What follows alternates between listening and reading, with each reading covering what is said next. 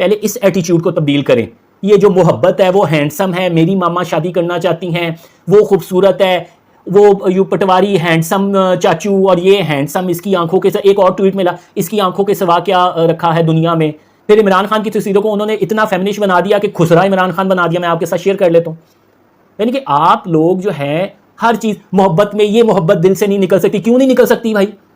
عمران خان جو غلط کہتا ہے اس کو کیوں نہیں غلط کہتے؟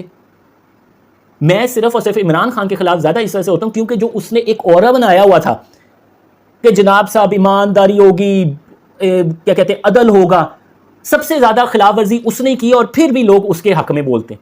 اس نے جھوٹ بولا, ہر جگہ پہ جھوٹ بولا, لیکن پھر بھی وہ صحیح ہے. تو بھائی جان آفریدی صاحب جو ہے نا, یہ کچھ چیزیں نہیں ہیں, ٹھیک ہے, یہ پروڈکٹ ہے عمران خان کی. انہوں نے وہی کیا لبے لباب. یہ میں آپ کو بات بتا دوں جس پہ میں اپنی ویڈیو ختم کرنا چاہ رہا ہوں. اس نے وہی کیا جو خان صاحب نے پوری قوم کے ساتھ کیا. خان صاحب نے پوری قوم کو وہ بنایا, میں پاگل کا لفظ استعمال کر لیتا ہوں, پاگل بنایا.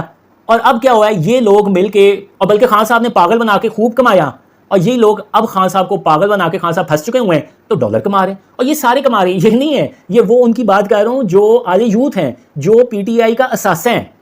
وہ شہباز گل باہر بیٹھ کے بنا رہا ہے, عمران ریاض باہر بیٹھ کے بنا رہا ہے, وہ کہتا ہے او جی فوج کھا رہی ہے, بالکل کھا رہی ہے, حساب دے. آپ اپنا ذرا حساب دینا کہ کاواساکی پہ بیٹھ کے آپ آتے تھے تو آپ کے پاس فارم ہاؤس کہاں سے آ گئے.